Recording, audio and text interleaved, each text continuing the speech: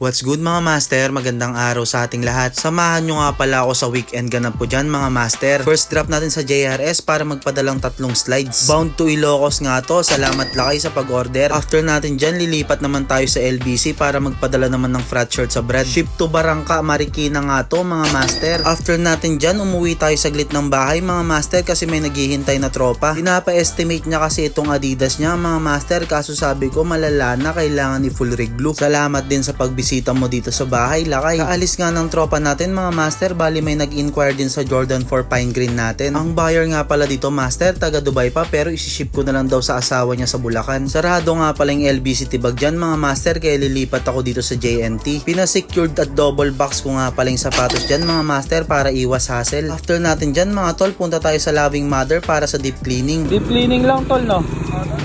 Ilang beses nagamit to tol?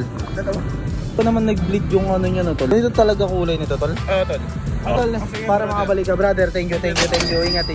Katapos natin sa Loving Mother dyan mga master, bali umuwi tayo kasi may dinrap naman yung tropa natin 5 bag. For deep cleaning nga rin pala itong mga to mga master. Actually malilinis pa naman sila, kaso ang concern ni client natin dito is yung amoy kulob sa loob ng bag. Pina-check na nga rin ni client dyan master yung dala niyang Rolex, baka may potential buyer tayo. Naging mahaba yung araw natin pero salamat sa pagsama mga tol. Hanggang dito na lang. Goodbye.